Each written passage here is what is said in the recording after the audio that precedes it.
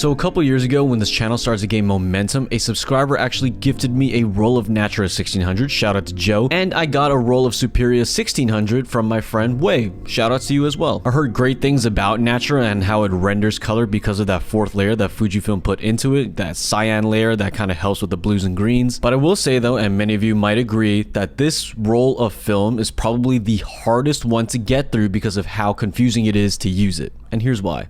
So I'm not gonna lie, this is starting to get a little bit difficult because it's really dark. Even though it's a 1600 ISO film, it's expired, so I gotta overexpose for that. But it's also a color film, so I have to overexpose one stop for that. So it's kind of just a 400 ISO film, which is not really night photography, but supposedly Natura really likes synthetic light, so hopefully it looks good.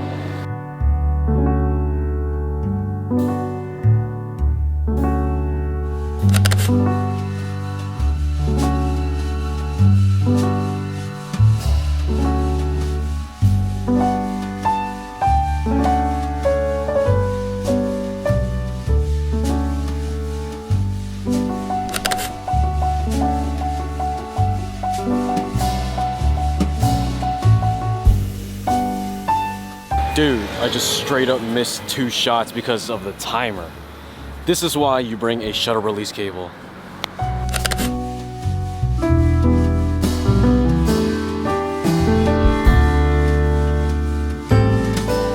When I was doing that long exposure, someone just walked right into frame, and hopefully they come out as a nice little blur. Photography.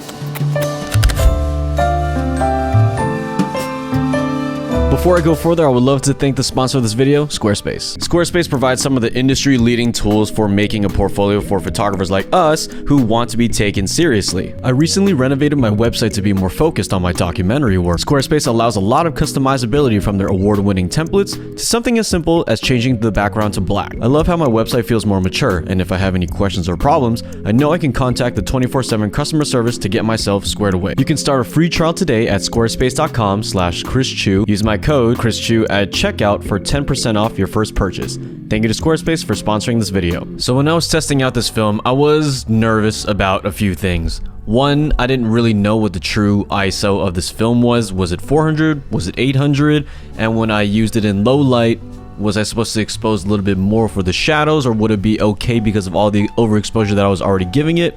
I didn't really know. Secondly, I didn't know if the grain structure was going to be insane because I've pushed color film before, I pushed Portrait 400 and 800 before, and the grain gets a little bit nasty. For black and white film, it's even more exacerbated for certain stocks like maybe Tri-X. Third thing is dynamic range. I am not that much of a fan of Portrait 800 because of how nervous I am about the lack of dynamic range compared to 400. So with 1600, I would just think like, oh, is the stop range like maybe only 6 versus the classic 14 from Portrait 400? Like, I don't know. And the last thing that I was nervous about was demonstrating this film correctly. We already know of 2 YouTubers who demonstrated this film, and the internet straight up killed them for using it in broad daylight, afternoon light. So I wanted to use it in low light, but of course, you know, I want to see what it looked like in daylight too, how it renders skin tones in sunlight. So I want to do a mix of that as well.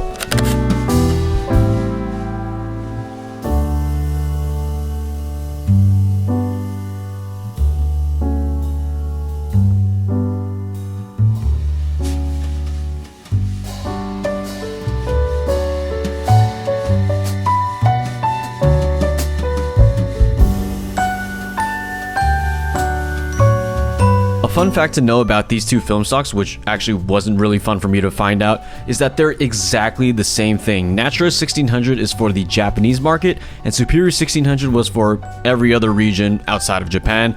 I totally thought I had something special because I had 2 1600 speed films, which was super crazy and interesting, but turns out they are exactly the same. The thing that surprised me the most about this film was, yeah, it turned out really good for being expired, but also the grain structure was almost next to nothing in bright scenarios. I could see in the shadows that it started to get a little bit chunky and crunchy, but around synthetic light and around daylight, it was completely fine. Speaking about synthetic light, I did hear that Natura 1600 really likes synthetic lighting, but what does that even mean? From what I can guess, what we all know about Fujifilm film stocks is the fact that they are a lot cooler than the Kodak counterparts. Since fluorescent, tungsten, and whatever synthetic lighting is out there is usually warmer than daylight. I guess the counteracting of the cooler Fujifilm tones and the warmer tones of the synthetic lighting balance out so that it looks better. I don't know, but I've had some great results from it. So here's a brief history about Natura. So it came out in 2001 as a 35mm stock only, no medium format stuff, and it came out with the camera under the same name. Now this thing was a film point and shoot. It had a maximum aperture of f1.9, which is pretty sick. But this camera was designed to be coupled with the Fuji Natura 1600 roll. And the only way that you can get f1.9 is to use Natura 1600. Once you put that in, it activates something called natural photography mode. Whatever the hell that means. The camera reads that DX code, it starts to overexpose the film by 2 stops, and it only shoots at f1.9. Isn't that kind of crazy that you're shooting with a 1600 ISO film at f1.9? In what situation is that going to be valid? You could be inside, maybe an arcade, maybe a subway, but literally anywhere else you're toasting that film. So in 2017, Natura got discontinued in Japan, but in 2016, the year prior, Superia 1600, the North American other region version, was discontinued before that. And I kind of see why they would do it. ISO 1600 film is pretty niche. I don't really know many people who would use 1600 ISO film regularly. It probably was more expensive retail. Because it's a 1600 ISO film, it also expires faster. Fun fact for you. It was probably really expensive to make this film anyways. You probably have to dump so much silver halide into this film stock so that it can have that light sensitivity to begin with. Plus, I mean, that 4th layer was probably really expensive to have. Fuji Pro 400H had the same thing, and then now, you know, whatever, banned that material. So I guess it's almost next to impossible to bring something back like Natura. And if you think about it, Kodak never even put out a 1600 ISO film, so they probably saw that the market didn't even want that fast of a film. Maybe on a consumer level, if anybody wanted to shoot low light, they just use like a flash point and shoot, and that would be okay. Maybe Kodak knew that. And maybe because Natura never released in medium format, professionals didn't flock to it as they would with Portra.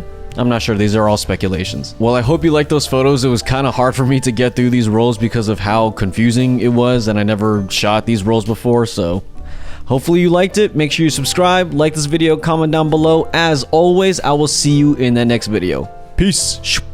Oh, Jesus.